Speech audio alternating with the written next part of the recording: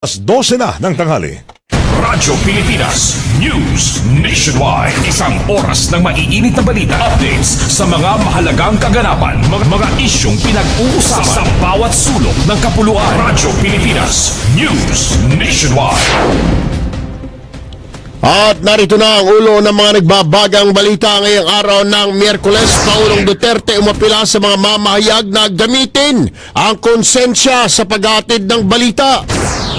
Pagsasagawa ng legal action laban ho sa Rappler ipinaubaya na ng Malacanang. Ito naman ay sa Department of Justice.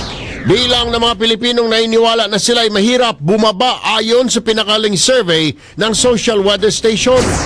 Ang Pangulong Duterte ho'y pangungunahan ng pagsusuri sa public works projects na hindi pa rin natatapos. Malacanang tiniyak ang patuloy na pagtutok sa sitwasyon sa Albay. 143 na mga lava collapses at isang pagyanig na itala naman na FIMOC sa Bulkang Mayon. 20 bansa kabilang ang Pilipinas nagpulong kaugnay ng ballistic missile at nuclear program ng North Korea. At sa ibayong dagat, 10 katao patay nang bumagsak ang isang army helicopter sa Colombia. Mga balitang mainit at pinag-uusapan ngayon sa buong bansa. Radyo Pilipinas News Nationwide. Magandang tanghali Pilipinas, live na live ngayong tanghali ng Miyerkules, January 17, 2018. Ito po ang Radyo Pilipinas News Nationwide. Live tayo sa Facebook Live ng Radyo Pilipinas. Ganon din live sa PCOO, Philippine News Agency, RTVM, Philippine Information Agency, at ganon din sa Radyo Pilipinas 2918 sa Metro Manila at sa Erwin Tulfo Live. Radyo Pilipinas News Nationwide. At ngayon, narito po ang detalye ng mga nagbabagang balita ngayong araw ng Miyerkules. Umapila si Pangulong Duterte sa mga kawani ng media na gamitin naman ang kanilang konsensya sa paghatid ng balita. Ito ang panawagan ng Pangulo matapos ang kanyang mga banat sa Philippine Daily Inquirer at Rappler. Ayon sa Pangulo, dapat munang magsagawa ng malaliman na pagsisiyasat ang mga mamahayag bago magsulat ng kung ano-anong akusasyon. Partikular na ipinunto ng Pangulang ulat na nakialam umano si Special Assistant to the President Secretary Christopher Bongo sa B-Day ng Department of National Defense o DND para sa computer system ng mga barko ng Philippine Navy. Ayon pa sa Pangulo, dapat isipin ng media na may mga pamilya at kaibigan din ang mga opisyal ng pamahalaan na nasasaktan, lalo na kapag walang katotohanan ang mga akusasyon laban sa kanila. Radyo Pilipinas News Nationwide. Ngayon naman ay dumako na muna tayo sa lagay ng panahon sa oras na ito. Maulan nata sa Albay, ha? Alamin natin, nagdagdag na update dyan mula ho sa ating Weather Bureau sa Pag-asa. Nandito po live si Ariel Rojas. Radyo Pilipinas Weather. Magandang tanghali, Ariel. Live tayo nationwide. Magandang tanghali po. Narito po ang taya ng panahon ng ngayong January 17, 2018. Yung ating tail end ng cold front po ay patuloy magadala ng katamtaman hanggang sa may kalakasan ng mga pag-ulan dyan sa Aurora, sa Quezon at sa buong Bicol region, particular sa may Albay kung saan nag-aalboroto ang ating Mayon Volcano. Dito naman sa Metro Manila, sa dalalabing bahagi ng Central Luzon at ng Calabarzon at mga dalawigan ng Isabela, Quirino, Nueva Vizcaya, Pangasinan, Marinduque, Romblon at Mindoro provinces, magkakaroon din tayo ng mahina hanggang sa katamtamang mga pag-ulan dahil din sa tail end ng cold front. At yung trough o extension ng low pressure area ay magdala rin ng mahina hanggang katamtamang mga pag-ulan dyan sa may Eastern Visayas at Caraga. At ang mga kababayan natin ay pinag-iingat laban sa mga posibleng pagbaha at pagguho ng lupa. Ang nalalabing bahagi ng Cagayan Valley magkakaroon ng scattered rains dahil din sa northeast monsoon, at ang nalalabing bahagi ng Ilocos at Cordillera may magandang panahon po maliban sa mga minsan ng mga pag-uulap at mahinang pag-ulan.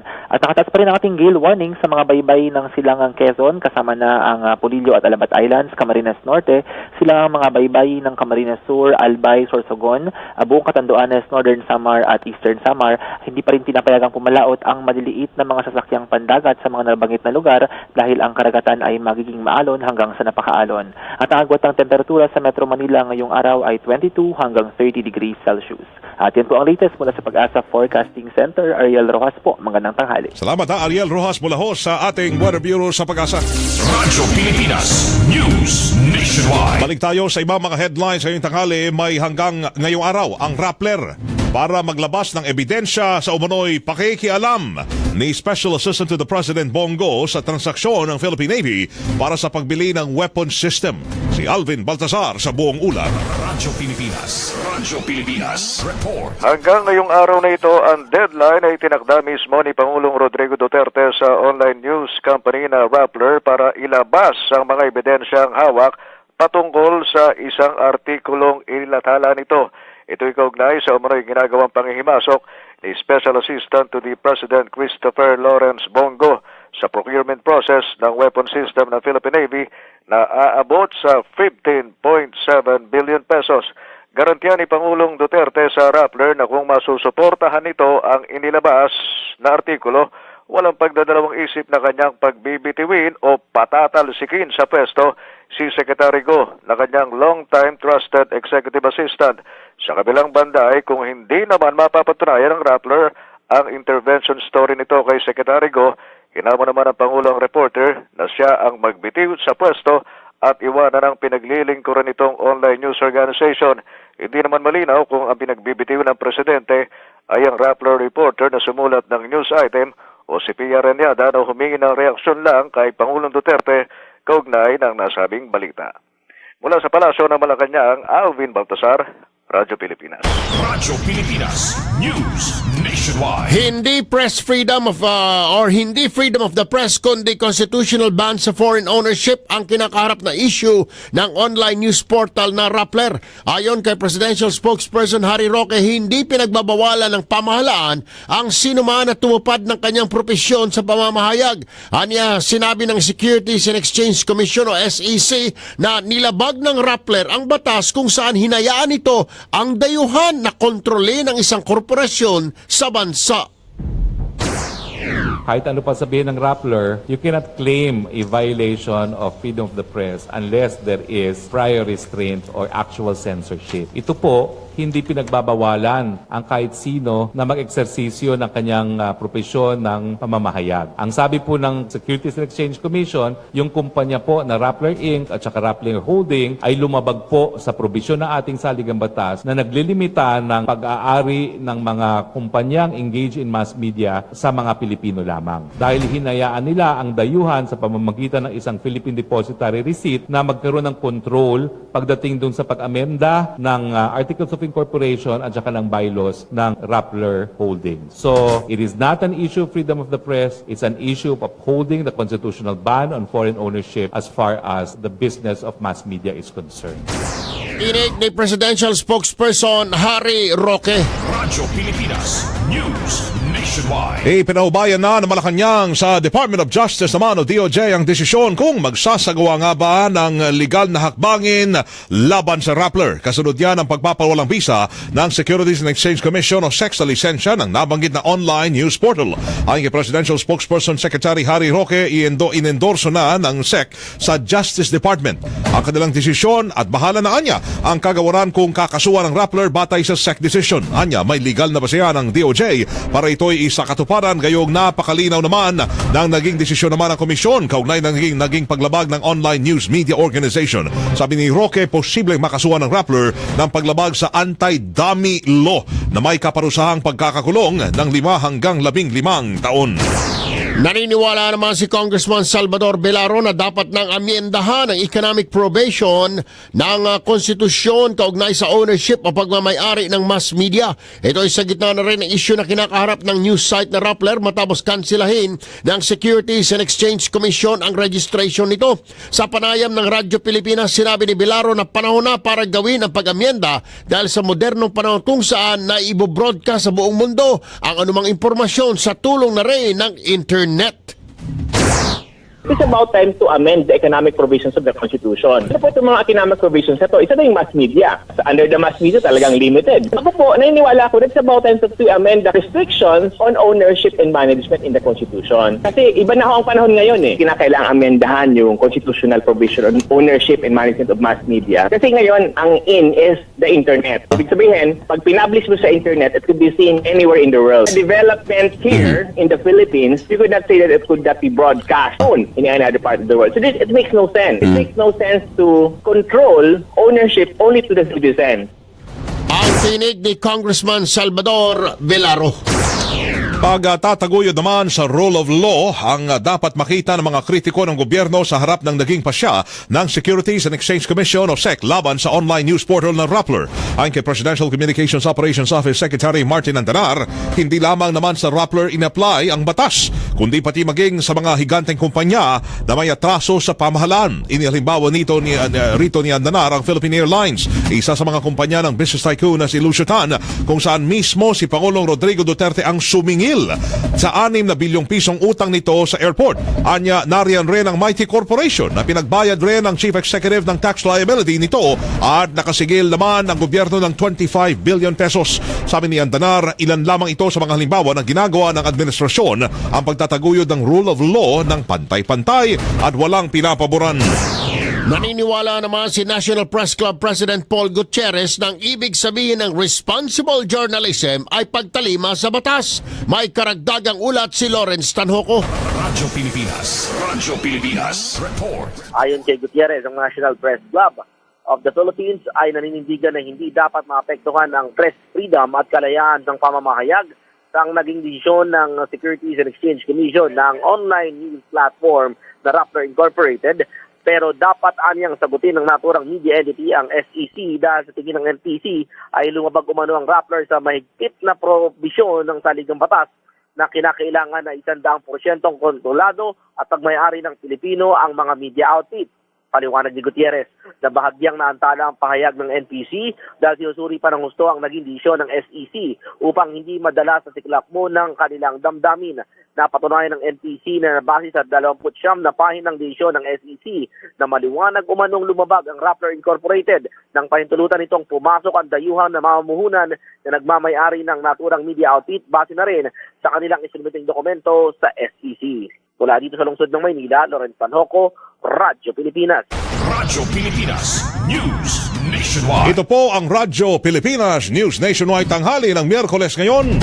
At kayo po ay patuloy na nakikinig at napapanood kami sa Facebook Live ng PCOO, ng RTVM, PIA at Philippine News Agency at ganoon din sa Erwin Tulfo Live at sa Radyo Pilipinas 2, 918 sa Metro Manila. At sa lahat ng impila ng Radyo Pilipinas, Luzon, Visayas at Mindanao. Babalik ko tayo oras, alas 12:12 na ng tanghali. Radyo Pilipinas News Nationwide. Hi, Mateo Guricelli here. Ito ang Duterte on Duty.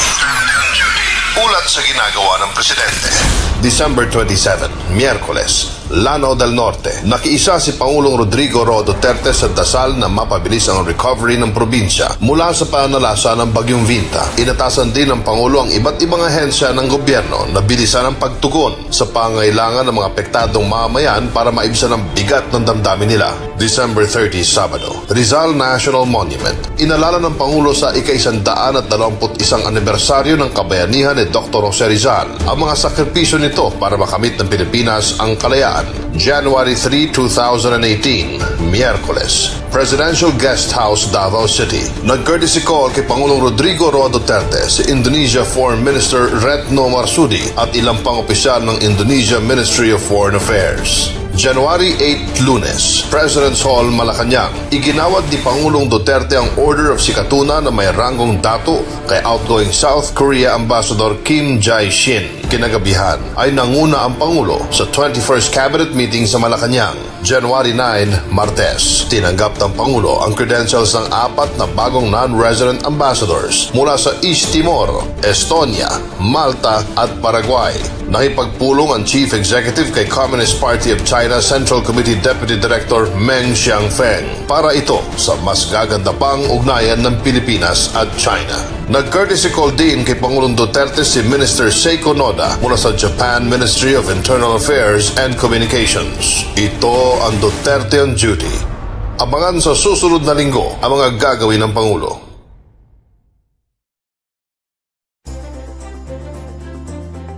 How does a year of change look like?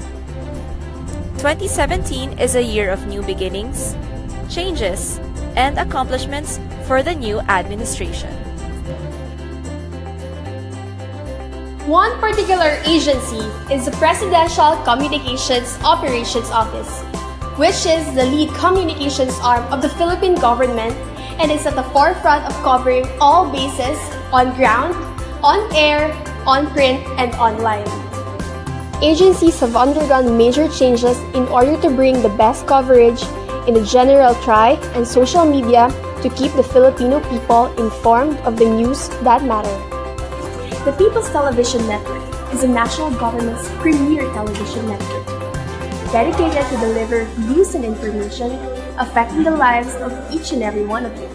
News now airs in the morning, noontime, evening, and late night. Radyo Pilipinas News Nationwide. Nagbabalik si Erwin Tulfo at Weng de la Peña. Radyo Pilipinas News Nationwide.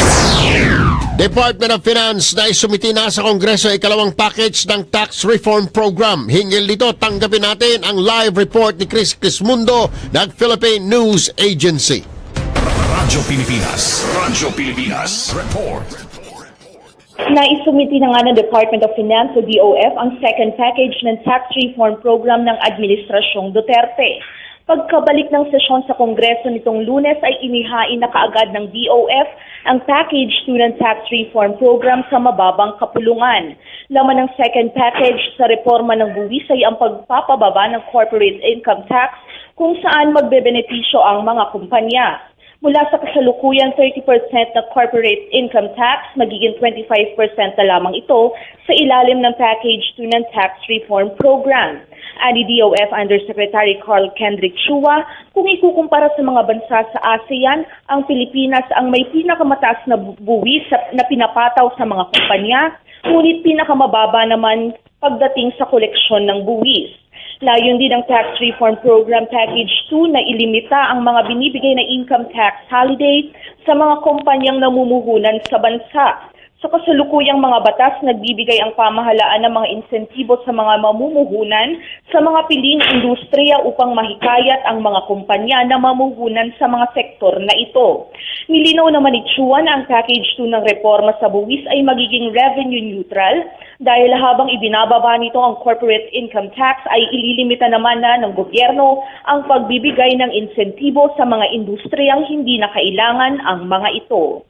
Mula Makati City, Chris Crismundo ng PNA para sa Radyo Pilipinas. Radyo Pilipinas News Nationwide. Yung inihayag ho ni dating Supreme Court Chief Justice Hilario Davide Jr. na dapat magkahiwalay ang botohan ng Senado at Kamara ukol sa charter change o CHACHA. Ito na, live mula ho sa Senado, ang detalye mula kay Jojo Ismael. Radyo Pilipinas Report. Weng, tuwirang sinabi ngayon ni dating Chief Justice Hilario Davide na kailangan umanong hiwalay na magbotohan ng Senado at Kamara sa isa sa gawang pag-amyenda o pagrebisa ng 1987 Constitution.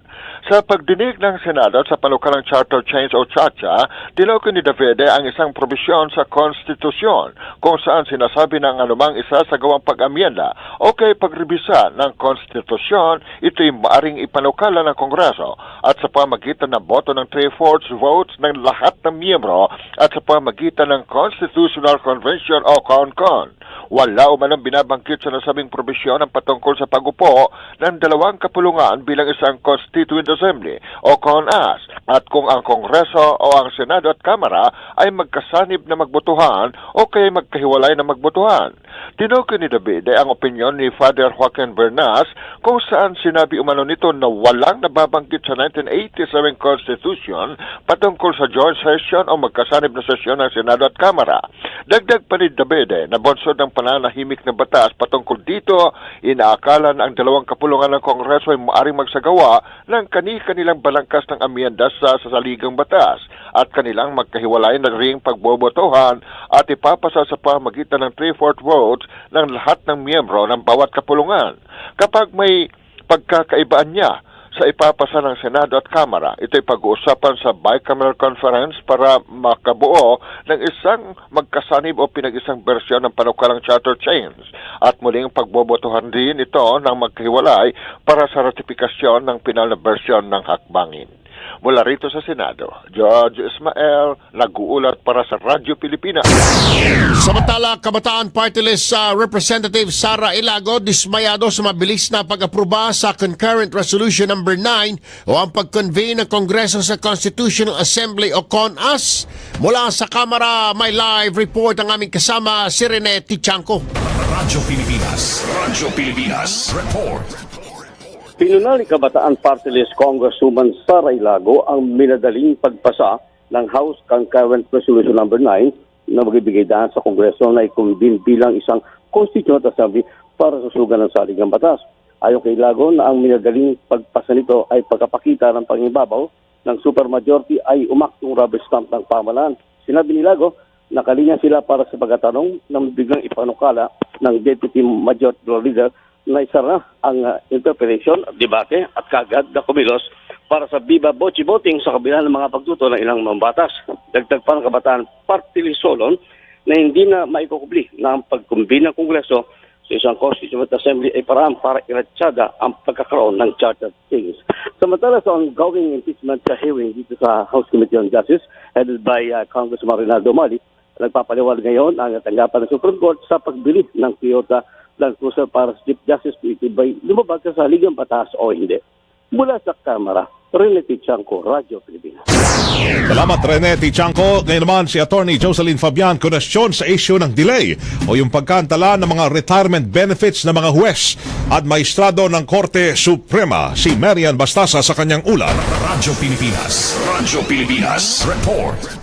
Humarap muli sa House Justice Committee ang isa sa mga opisyal ng Korte Suprema na si Attorney Jocelyn Fabian, itong chairman ng Technical Working Group na kabilang sa Special Committee na binuo ni Chief Justice Maria Lourdes Sereno at sinasabing isa sa mga rason kung bakit naantala ng halos 2 taon ang retirement at survivorship benefits ng mga huwes at mahistrado. Dito pinabulaanan ni Fabian ang akusasyon ni Attorney Larry Gadon na personal na magkakilala na sila ni CJ Sereno bago pa ito nagtrabaho sa Korte Suprema. Ang ipinagtataka kasi dito ng komite ay kung bakit napili sa isang confidential na posisyon si Fabian ngayong hindi pa ganoon kalawak ang karanasan nito bilang abogado at mas matagal sa serbisyo bilang isang accountant. Duda dito si Congressman Marcoleta na maaring ganoon na lang umano kalaki ang tiwala ni CJ Sereno sa kanya kahit na hindi ito qualified sa posisyon ay tinanggap ito. Kaugnay naman ito ay pinasusumitin na ng Justice Committee ang curriculum vitae SALN at File 201 ni Fabian dahil sa tila questionable nitong kredibilidad. Nang maungkat na ang dahilan ng pagkakadelay sa benepisyo ng mga maestrado ay kinituwiran ni Fabian na naging patas sila sa pagtrato sa 29 na claims at recommendatory lamang dinumano ang tungkulin ng TWG. Bukod naman sa issue ito ay tinatalakay na rin ngayon itong aligasyon ng corruption kay CJ Sereno sa umano'y maluhong official events at travel accommodations at itong pagbili niya ng mamahaling 2017 cruiser kung saan lumalabas ngayon na umpisa pa lamang ay may instruction na pala sa tanggapan ng punong maestrado na partikular na gusto niya ang Land Cruiser na sasakyan. Ito si Marian Bastasa para sa Radyo Pilipinas. Transport Network Vehicle Service lalagyan na ng sticker ng Land Transportation Franchising and Regulatory Board o LTFRB. May live report si Ray Ferrer. Radyo Pilipinas Report. Mula sa susunod na buwan, lalagyan na ng Land Transportation, Franchising and Regulatory Board ng proper identification ang Uber, Grab at iba pang Transport Network Vehicle Service o TNVS.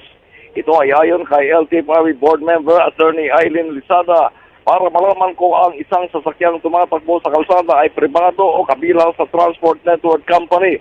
Sa inisyal na plano ng LTFRB, kulay pula ang gagamiting sticker na ilalagay sa kanang bahagi ng isang TNVS unit. Batay sa record ng LTFRB, mayroong 20,000 unit ng TNVS ang bumibiyahe sa kalsada, hindi pa kasama rito ang kolorom o walang prangkisa at provisional authority. Paliwanag pa ni Lisada, kapag mayroon ng TNVS sticker ang isang sasakyan, mas madali nang mahuli kung sino ang illegal na nag-ooperate ng walang prangkisa. Ito si Ray Ferrer, Radyo Pilipinas. Radyo Pilipinas News Nationwide. Salamat Ray Ferrer. Samantala yung bagong itatayo na integrated terminal sa Taguig, isinagawa na ang groundbreaking ceremony. Ariel Fernandez sa kanyang ulat. Radyo Pilipinas. Radyo Pilipinas. Report. Yes, sa pinangunahan ni Transportation Secretary Arthur Tugadi at DPWH Secretary Marco Villar, MMD Chairman Danilo Lim, Taguig City Mayor Lani Cayetano at ang gagawa ng bagong terminal ang Ayala Land Corporation sa panguna ni Chairman Fernando Zobel de Ayala. Ang groundbreaking ceremony na itatayong integrated Taguig Terminal Exchange at isang transport hub na naglalayong maibsan ang daloy ng trapiko sa iba't ibang mga lansangan, partikular na sa EDSA. Ang Taguig Integrated Terminal ay isang anim na palapag na gusali na magsisilbing passenger terminal at hub para sa mga bus mula sa Southern Luzon. Magsisilbi rin itong transfer point ng mga provincial na mga buses at ibang uri ng mga sasakyan. Ayon kay MMD Chairman Danilo Lim, isang malaking tugon ang naturang proyekto sa problema ng traffic sa Metro Manila na hindi lang umano mawawalan ang pagpasok ng provincial buses kundi pati na ang kanilang mga terminal sa EDSA. Baga sisimula ang konstruksyon ng naturang proyekto sa ikalawang bahagi ng taon at inaasahan matatapos sa unang taon naman ng 2020. Mula sa bahagi ng Southern part ng Metro Manila, Ariel Fernandez para sa Radyo Pilipinas. Radyo Pilipinas. Radyo Pilipinas. News Nationwide. Tayo po'y patuloy na napapanood rin sa FB Live ng RTVM, ng PCOO, ganoon din ng PAIA at ng PNA. Sa bayan rin napapakinggan sa Radyo Pilipinas 2918, ganoon din sa DWBT sa Batanes, DZEQ sa Baguio, DYMR sa Cebu, DXSM sa Hulo sa DXDC sa Tawi-Tawi. Babalik ko tayo alas 12:25 na ho ng tanghali. Radyo Pilipinas News Nationwide. How does a year of change look like? 2017 is a year of new beginnings, changes, and accomplishments for the new administration.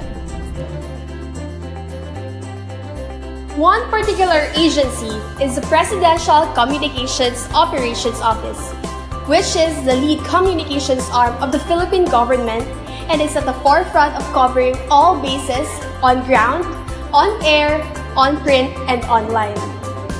Agencies have undergone major changes in order to bring the best coverage in the general tri and social media to keep the Filipino people informed of the news that matter. The People's Television Network is the national government's premier television network, dedicated to deliver news and information affecting the lives of each and every one of you. News now airs in the morning, noontime, evening, and late night. PTV has increased its transmission from 25,000 to 55,000 watts, making its reach much wider and its quality on equal level with its international counterparts. In 2018, PTV aims to further increase its transmission to 120 kilowatts for much higher quality and wider reach. Philippine Broadcast Service, the government's radio network, gets a much welcome improvement under a new administration. Radyo ng Bayan is now Radyo Pilipinas. From 0 in 2016, we are now number 7 in 2017. 104.3 FM2 is also number 1 in affinity. With more and more new and loyal listeners, Philippine Broadcasting Service is truly a government airwaves revamp. The Philippine Information Agency is a government bureau in charge of disseminating information on ground from the government to the grassroots level. In the new age of social media, PIA's face-to-face communication is valued now more than ever. The News and Information Bureau is the premier news arm in the country in disseminating Radyo Pilipinas News Nationwide. Radyo Pilipinas. Radyo Pilipinas News Nationwide.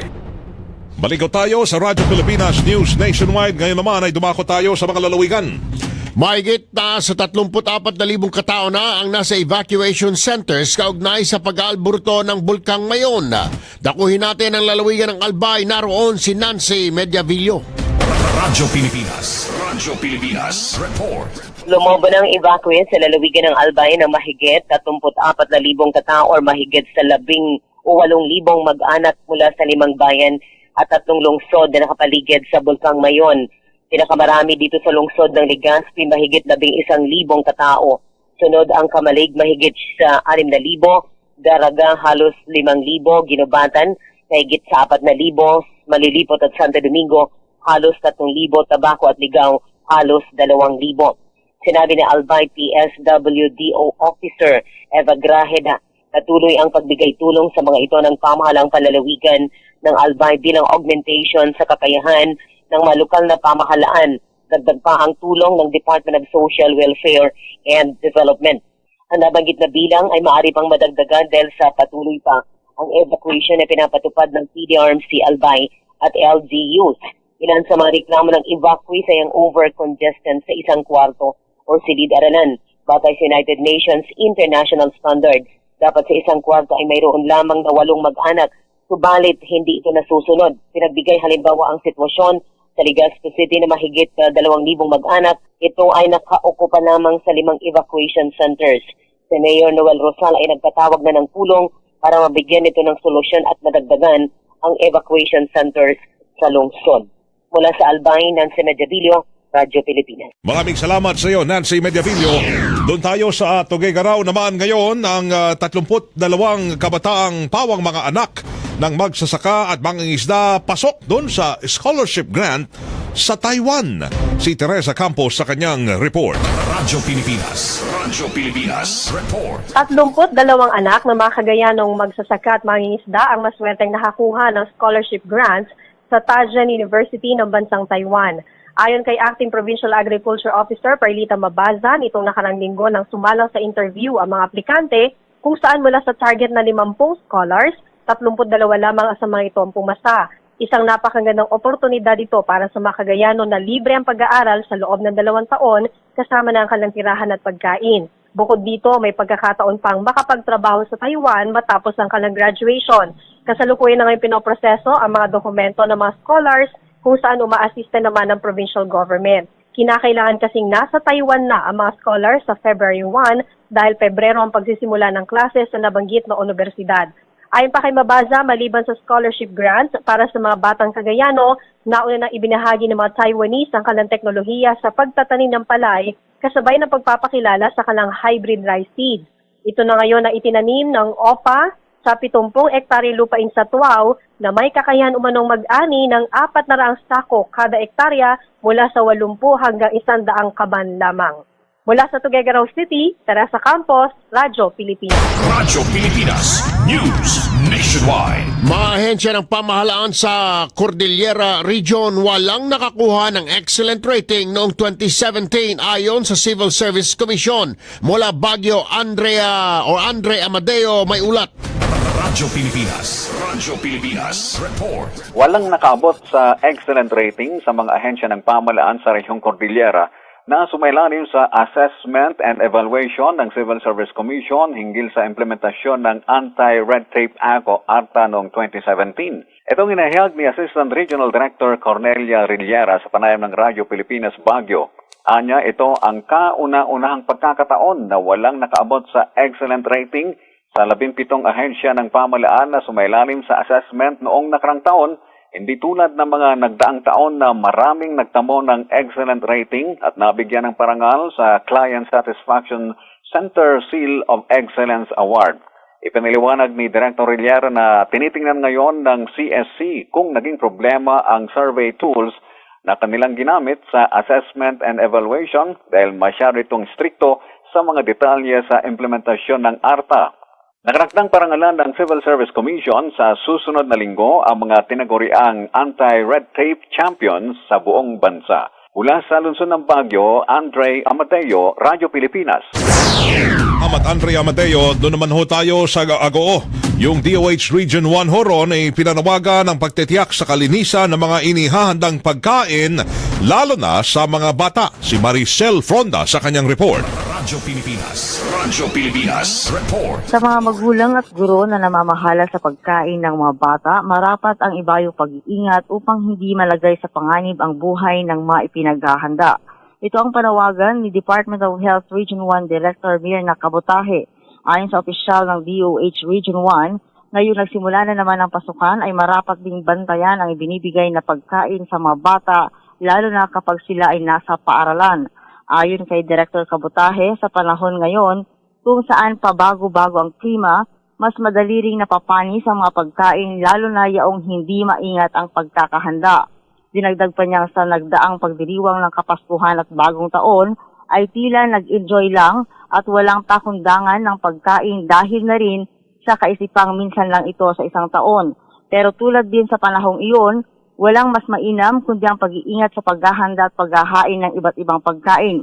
Binigyang diin ni Director Kabutahe na liban sa sustansyang dulot ng pagkain, mainam ding tiyakin ang kalinisan nito upang hindi mawalan ng saysay ang paghahanda at paghahain nito sa mga bata. Mula sa Agoo, La Union, Maricel Montemayor Fronda, Radyo Pilipinas.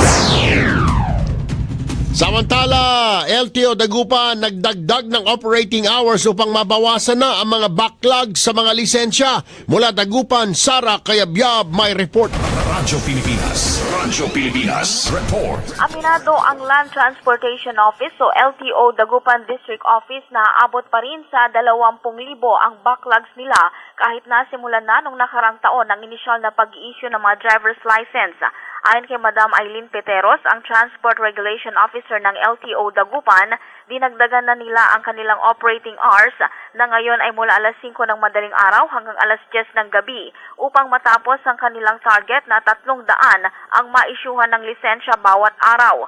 Hindi lamang anya dito sa lungsod ng Dagupan kundi maging sa iba pang LTO offices ay nagdagdag na rin ng oras dahil iisa lamang anya ang makina para sa kanilang printing at 2 lamang ang kanilang encoder.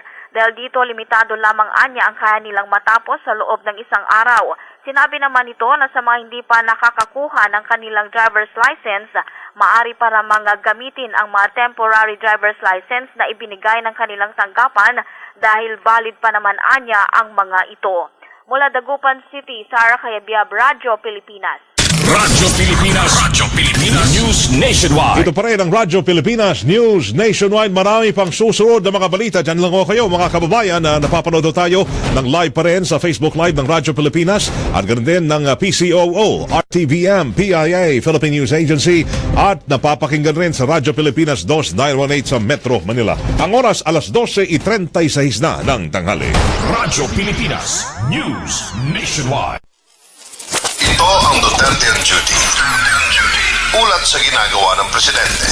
December 27, Miyerkules, Lanao del Norte. Nakiisa si Pangulong Rodrigo Roa Duterte sa dasal na mapabilis ang recovery ng probinsya mula sa pananalasa ng Bagyong Vinta. Inatasan din ng Pangulo ang iba't ibang ahensya ng gobyerno na bilisan ang pagtugon sa pangailangan ng mga apektadong mamamayan para maibsan ang bigat ng damdamin nila. December 30, Sabado, Rizal National Monument. Inalala ng Pangulo sa ika-121 anibersaryo ng kabayanihan ni Dr. Jose Rizal ang mga sakripisyo nito para makamit ng Pilipinas ang kalayaan. January 3, 2018, Miyerkules, Presidential Guest House, Davao City. Nag-courtesy call kay Pangulong Rodrigo Roa Duterte si Indonesia Foreign Minister Retno Marsudi at ilang pang opisyal ng Indonesia Ministry of Foreign Affairs. January 8, Lunes, President's Hall, Malacanang. Iginawad ni Pangulong Duterte ang Order of Sikatuna na may ranggong dato kay outgoing South Korea Ambassador Kim Jae-shin. Kinagabihan ay nanguna ang Pangulo sa 21st Cabinet Meeting sa Malacanang. January 9, Martes, tinanggap ng Pangulo ang credentials ng 4 na bagong non-resident ambassadors mula sa East Timor, Estonia, Malta at Paraguay. Nakipagpulong ang Chief Executive kay Communist Party of China Central Committee Deputy Director Meng Xiangfeng para ito sa mas gaganda pang ugnayan ng Pilipinas at China. Nag-courtesy call din kay Pangulong Duterte si Minister Seiko Noda mula sa Japan Ministry of Internal Affairs and Communications. Ito ang Duterte on Duty. Abangan sa susunod na linggo ang mga gagawin ng Pangulo. How does a year of change look like? 2017 is a year of new beginnings, changes, and accomplishments for the new administration. One particular agency is the Presidential Communications Operations Office, which is the lead communications arm of the Philippine government and is at the forefront of covering all bases on ground, on air, on print, and online. Agencies have undergone major changes in order to bring the best coverage in the general tri and social media to keep the Filipino people informed of the news that matter. The People's Television Network is the national government's premier television network, dedicated to deliver news and information affecting the lives of each and every one of you. News now airs in the morning, noontime, evening, and late night. PTV has increased its transmission from 25,000 to 55,000 watts, making its reach much wider. Radyo Pilipinas News Nationwide. Nagbabalik si Erwin Tulfo at Weng de la Peña. Radyo Pilipinas News Nationwide. Inanunsyo ni Pangulong Duterte na pangungunahan niya ang pagsusuri sa mga proyekto sa public works na hindi pa natatapos makalipas na ang ilang taon. Sinabi ng Pangulo na kasama ang gabinete susuriin ang lahat ng proyektong naantala para mahanapan ng pondo ang mga ito. Aniya nakatitiyak siyang mahahanapan ni na Transportation Secretary Art Tugade at Finance Secretary Carlos Dominguez ng pondo ang mga nakabinbing proyekto. Ipinunto rin ng puno ehekutibo na puno na ng mga di natapos na proyekto ang mga highways sa bansa at dumadami ang mga aksidente dahil sa kapabayaan. Kaya naman muling nanawagan si Pangulong Duterte na itigil na ang nakaugaliang pag-award ng mga government contracts sa mga pinakamababang bidder. Anya, para maiwasan ito may mga ibibigay na specifications, inaasahang gastos at iba pa tulad ng Swiss Challenge. Radyo Pilipinas News. Dumako tayo ng Mendiola. Bay, meron hong nagsasagawa. Ay, mga estudyante raw nagkikilos protesta sa Mendiola hinggil sa press freedom. Si Lawrence Tanhoco sa kanyang ulat na yan. Lawrence Live. Radyo Pilipinas. Radyo Pilipinas. Yes, kasamang Weng.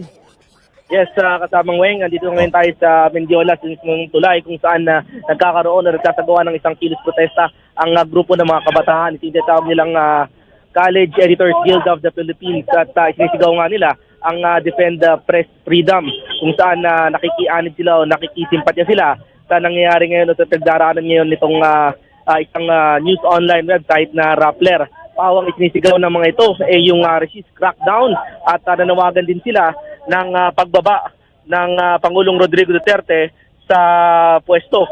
Kasabay nito ay nagsunog sila ng isang imahe ng Pangulo, isang litrato ng Pangulo dito sa mismong harapan ng Mendiola Peace Arc. Pakinggan natin yung ilang bahagi ng nagiging pahayag ngayon nung pinuno nila na si Jose Marie Calweng.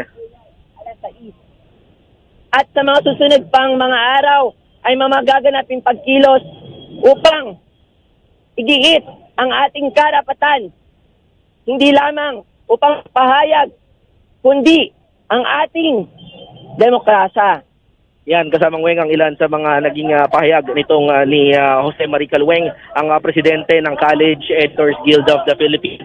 Ito yung mga kabataan na nagsasagawa ngayon ng kilos protesta at mistulang nakikisakay na nga dito sa nangyayari sa Rappler at sila na rin yung nagsisigaw na lumalaban para sa karapatan ng mga mamahayag. Maya-maya kasamang Weng, magbabalik tayo para karagdagan detalye. Wala pa rin dito sa Mendiola sa lungsod ng Maynila. Lawrence Tanhoco, Radyo Pilipinas. One more time. Lawrence.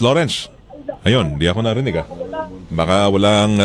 Sige. Radyo Pilipinas News Nation. Salamat, Lawrence Tanhoco. Naitalaho ng Social Weather Station o SWS ang pagbaba sa bilang ng mga Pilipinong naniniwala na sila ho ay mahihirap. Sa resulta ng SWS survey, 44% o katumbas yan ng halos 10 milyon na pamilyang Pilipino ang nagsabing sila ay nananatiling mahirap. Mas mababa ito ng 3 puntos mula sa 47% na nakuha noong Setyembre noong nakaraang taon. Samantala, hindi naman gumalaw sa 32% o katumbas ng 7.4 million ang bilang ng mga pamilyang nagsabing nakaranas sila ng gutom. Isinagawa ang survey nitong huling quarter ng 2017 sa buong bansa. Sa ibang balita naman, naitala ng Philippine Institute of Volcanology and Seismology of PHIVOLCS ang kabuuang 143 lava collapses at isang pagyanig habang masusing binabantayan ng bulkang Mayon sa Albay na nasa mataas na level ng tensyon. Ayon sa PHIVOLCS, naitala ang 143 lava collapses mula alas 8 ng umaga ng Martes hanggang alas 8 ng umaga ng Miyerkules o kaninang umaga. Sinabi ng ahensya na ang lava collapses events ay may kinalaman sa rockfall sa may harap at margins ng rumaragasang lava at pyroclastic flows sa Maisi, Matanag at Buyuan na Giles. Lumikha ng ash clouds ng lava at pyroclastic flows na umaagos sa timog kanlurang bahagi ng bulkan. Inihayag din ng PHIVOLCS na nanatili sa loob ng 6-kilometer radius permanent danger zone ang lava at pyroclastic flows. Tiniyak ho ng Malacanang na patuloy na tinututukan ang sitwasyon sa Albay sa gitna pa rin ng pag-alburuto ng Bulkang Mayon. Sa press briefing sa La Union, muling inihayag ni Presidential Spokesperson Harry Roque na naglaan ng gobyerno na mahigit sa 5 milyong pisong budget para naman sa relief assistance yan. Nagpaalala naman ng Malacanang sa mga residente na malapit sa danger zone na lumikas na para na rin sa kanilang kaligtasan. The government has assured that there's at least 5 million budget for relief assistance, and the different line agencies from the DSWD, DILG continue to be vigilant in providing assistance to the affected communities. Ang tinigon ni Presidential Spokesperson Attorney at Secretary Harry Roque. At dahil nga sa pag-aalburuto ng Bulkang Mayon, suspendido na ang mga klase sa lalawigan ng Albay, Camarines Sur, Camarines Norte at ibang bayan sa Sorsogon ngayong araw ng Miyerkules, Enero 17. Sa magkakahiwalay na anunsyo, sinuspende ang mga klase sa mga sumusunod na lugar sa Bicol. Sa Albay, all levels sa pampubliko at pribadong paaralan. Camarines Sur, all levels sa pampubliko at pribadong paaralan. Pilar, Sorsogon, all levels sa pampubliko at pribadong paaralan. Castilla, preschool hanggang secondary level. Camarines Norte, preschool hanggang senior high school. Ayon kay Albay Governor Al Francis Bichara, ito ay bunsod ng inilabas na orange warning o heavy rainfall warning ng Pag-asa sa mga naturang lugar. Paliwanag ng Weather Bureau, ang nararanasang matinding pag-ulan ay dahil sa tail end ng cold front. Anila inaasahan ang pagbaha sa mababang lugar at pagguho ng lupa sa mga naturang probinsya. Samantala, nagsimula ang walang tigil na buhos ng ulan sa Bicol Region kahapon araw ng Martes. Radyo Pilipinas News Nationwide. Nagpakalat na ang Albay Provincial Health Office ng mga tauhan sa mga lugar kung saan apektado ang evacuees ng iba't ibang uri ng sakit. Ayon kay Albay Provincial Health Officer Dr. Antonio Ludovice, nasa 30 evacuees ang nagkaroon ng ubot, sipon at 12 naman ang mga may lagnat at 9 naman ang nakaranas ng pananakit ng ulo. Bukod dito, nakita naman ang sintomas ng chickenpox pa ang isang 7 taong gulang na batang babae, kahit pansamantalang inilagay muna ito sa isolation room ng isang ospital. Tiniyak naman ng health office ang mga tulong na nakataktang dumating para sa mga evacuees, bukod sa ipinadalang anti-asthma ampules at malinis na tubig. Uunahin muna ng Senado ang pagpasa sa Bangsamoro Basic Law BBL bago isulong ang charter change o CHATCHA. Ito ang tuwirang inihayag ni Senate President Coco Pimentel. Nagbabalik si Jojo Ismael.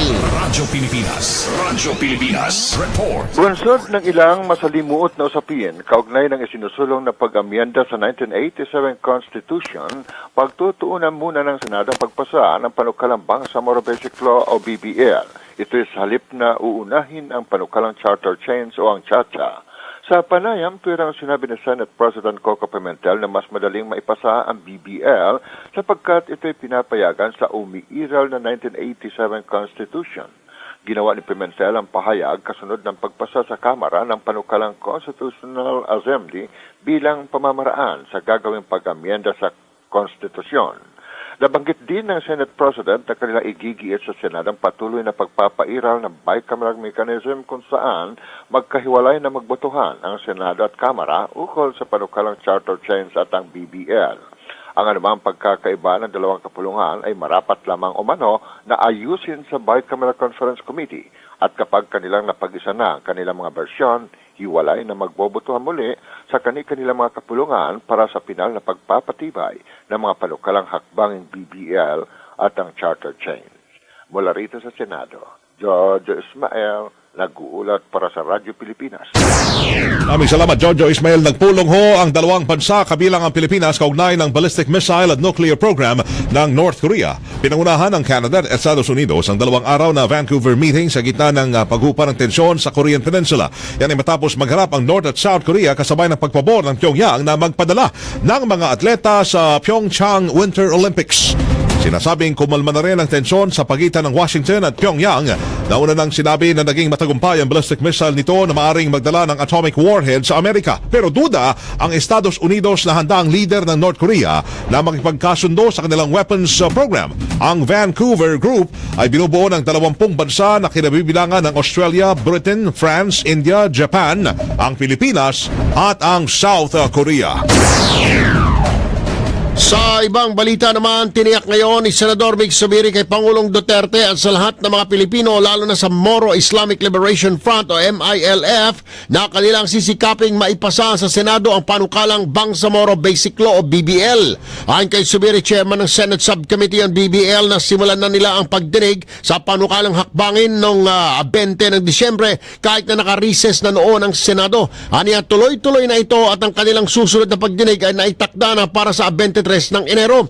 25 naman ng Enero ay gaganapin naman ang ikatlong pagdinig sa Cotabato City at 26 sila ay tutungo sa Marawi para doon naman isagawa ang pang-apat na pagdinig at konsultasyon. Agad ding isunod ng subcommittee ang pagdinig sa konsultasyon sa Basilan, Sulu at Tawi-Tawi. Nabanggit ni Zubiri na target niyang tapusin ang diskusyon sa BBL sa pangalawa at pangatlong pagbasa sa 2 linggo ng buwan ng Marso ngayong taon o bago mag-break ang Kongreso. Sang-ayon si Senate Minority Leader Franklin Drilon na nauna sa naunang posisyon na yan ng Pangulong Rodrigo Duterte ng agarang pagpasa sa Bangsamoro Basic Law o BBL ang mas mahalaga at dapat isa prioridad. Ito ay sa kabila ng pagsusulong ng mga mambabatas sa Kamara na amyendahan ang 1987 Constitution na magbibigay daan sa federalismo. Sinabi ni Drilon na nakita ng Pangulo na dapat unahin ang BBL para makamit ang kapayapaan at katatagan sa Mindanao. Ay pa kay Presidential Spokesperson Harry Roque, nagpahayag ang Pangulo na ipasa muna ng Kongreso ang panukalang BBL bago tutukan naman ang pag-amyenda sa saligang batas. Tumanggi naman si Roque na magbigay ng time frame sa Kongreso sa pagsasabing kinikilala ng executive branch ang legislative bilang isang co-equal o kapantay na branch ng gobyerno. Plano naman ang Volunteers Against Crime and Corruption o VACC na hilingin kay Pangulong Duterte na isailalim sa state of emergency ang 3 rehiyon sa Luzon. Ito ay upang matutukan ng lahat ng ahensya ng pamahalaan ng pagtulong sa mga bata na nabakunahan ng Dengvaxia vaccine. Ayon kay VACC Chairperson Dante Jimenez, makatutulong ang Presidential Declaration para matiyak na nabibigyan ng atensyong medikal ang mga naturukan ng anti-dengue vaccine. Ariya dapat ideklara ang state of emergency sa Metro Manila, Central Luzon at Calabarzon kung saan nakatira ang karamihan sa 830,000 na nabakunahan na. Dagdag pa ni Jimenez na paulat din na tinatanggihan ng mga ospital ang mga bata na nagkasakit matapos mabakunahan ng Dengvaxia. Inihanda na ng Department of Health naman na mahigit sa 1 milyong piraso ng mga hindi pa nagagamit na Dengvaxia vaccine para isaole sa Sanofi Pasteur. Unang sinabi nga ng Sanofi na handa itong i-refund ang 1.4 billion pesos na halaga ng anti-dengue vaccines. Ayon kay Health Secretary Francisco Duque III, isinilalim na sa inventaryo ang stocks ng Dengvaxia sa ilang mga lokal na pamahalaan bago dalhin naman at napagkasundo ang pick-up points. Nakatagdang i-refund ng Sanofi ang kabuang halaga ng mga natitirang anti-dengue vaccines pagkatapos makuha ang mga bakuna yan sa Biyernes.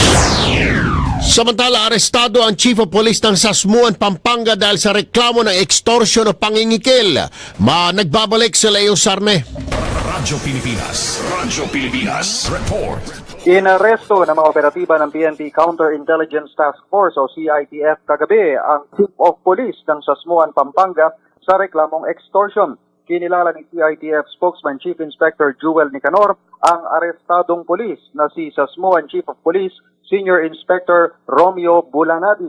Ayon kay Nicanor, nahuli nila si Bulanadi sa aktong pagtanggap ng marked money sa entrapment operation na ikinasad akong alas 7:15 kagabi sa loob mismo ng Municipal Police Station. Base sa reklamo, kinikikilan umano ni Bulanadi ang isang perya operator ng halagang 30,000 piso. Pinigilan umano ng pulis ang operator na haputin ang kanyang mga kagamitan kung hindi nito bayaran ang naturang halaga.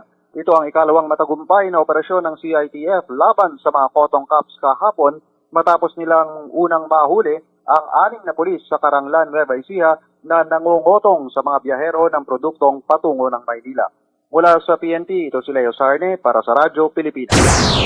Ito na nga, ang sabi ho, at dismayado si PNP Chief Ronald Bato de la Rosa sa tila hindi nauubos raw ang mga tiwaling polis kahit dinoble na ang sahod ng mga ito. Ang pahayag ni de la Rosa ay kasunod ng pagkakahulingan ng PNP Counterintelligence Task Force sa 6 na pulis kahapon na madaling araw sa Caranglan, Nueva Ecija dahil sa pangungotong ng mga dumadaan na negosyante sa kanilang pinopostehang checkpoints. Nakilala ni CITF spokesperson Chief Inspector Jewel Nicanor ang mga pulis na nahuli sa entrapment operation na sina SPO1 Antonio Otic, PO3 Danilo Sotelo, PO3 Ronald Buncad, PO3 Oliver Antonio, PO2 Rodrigo Edrelin at PO2 Romeo Nunez. Modus ng mga pulis na parahin ng mga sasakyan ng mga negosyanteng magdadala ng mga produkto mula ho sa Isabela, Cagayan at Nueva Ecija sa napatungo namang Maynila at hingan ng toll na 500 pesos pala bawat isa. May toll gate na rin sila, no? Ang gate ho ni De La Rosa na masama talaga ang mga pulis na ito at nasa kabila ng pagtaas ng kanilang sahod ay hindi pa rin sila tumigil sa kanilang illegal na gawain. Dagdag pa ng PNP Chief, titiyakin niyang matatanggal sa serbisyo ang mga pulis na yan sa pagpupursige ng PNP na lubusang ipatupad ang kanilang internal cleansing campaign. Samantala, may magandang balita po ang pamahalaan para sa mga OFW ngayong buwan. Bubuksan ngayong Enero ang Overseas Filipino Bank o OFB upang mapadali ang pagkuha nila ng mga loan at maging hassle-free ang pagpapadala ng remittances. Sa pamagitan ng Executive Order No. 44 ni Pangulong Duterte, pinayagan ng Land Bank of the Philippines na bilhin at gawing OFB ang Philippine Postal Savings Bank. Ayon kay Presidential Spokesperson Harry Roque, ang bangkong ito ay makakatulong upang tugunan na pangangailangang pinansyal ng mga OFW. Aniya, malaki ang natutulong ng sektor na ito upang mapalago ang ekonomiya ng ating bansa. At ito na, sa ibayong dagat naman ho tayo, 10 katao ang namatay nang bumagsak ang isang Colombian Army helicopter malapit sa bayan ng Segovia sa hilagang Antigua Province. Bumagsak ang Russian-made Mi-17 helicopter na may kargang 8 Army personnel at 2 sibilyan. Martes ng umaga yan habang patungo sa bayan ng Caucasia. Nakatagdang inspeksyonin ng staff na sakay ng helicopter ang mga pasilidad ng mga imbakan ng gasolina. Inihayag umano ng pinuno ng Aviation Division ng Colombian Army na si General Juan Vicente Trujillo na iniimbestigahan na ang pangyayari na itinuturing na isang aksidente. Hindi naman nila nakikita ni Trujillo ang pag-atake bilang sanhi ng pagbagsak ng helicopter. Aktibo sa pinangyarihan ng insidente ang National Liberation Army Rebel Group na naglunsad ng mga pag-atake kamakailan nang tapusin ng ceasefire o tigil putukan sa gobyerno. Sinabi ni Trujillo na nasa site na ang mga tropa ng gobyerno para tumulong sa pag-recover sa mga bangkay ng mga biktima. Radyo Pilipinas News Nationwide. Muli po, narito ang ulo ng mga nagbabagang balita ngayong araw ng Miyerkules. Pangulong Duterte umapila sa mga mamahayag na gamitin naman ang konsensya sa paghatid ng balita. Pagsasagawa ng legal action laban sa Rappler, ipinaubaya na ng Malacanang sa Department of Justice. Bilang ng mga Pilipinong naniniwala na sila ay mahirap bumaba ayon sa pinakahuling survey ng Social Weather Station. Pangulong Duterte, pangungunahan naman ang pagsusuri sa public works projects na hindi pa rin natatapos. Malacanang tiniyak ang patuloy na pagtutok sa sitwasyon sa Albay. 143 na lava collapses at isang pagyanig na itala ng Fibok sa Bulkang Mayon. 20 bansa kabilang ang Pilipinas nagpulong kaugnay ng ballistic missile at nuclear program ng North Korea. At sa ibayong dagat, 10 katao ang patay sa nang bumagsak ang isang Army helicopter sa Colombia. At mga kababayan sa buong Pilipinas, yan po ang naging kabuuan ng ating Radyo Pilipinas News Nationwide. Ngayon ay Miyerkules na ng tanghali, January 17, 2018. Salamat po sa inyong panonood sa atin sa PCOO, sa PRTVM, sa PIA at sa Philippine News Agency at pakikinig sa Radyo Pilipinas 2918 sa Metro Manila. Kami po inyong naging lingkod, Erwin Tulfo at Weng de la Peña. Maraming salamat, buenas tardes, Republika ng Pilipinas.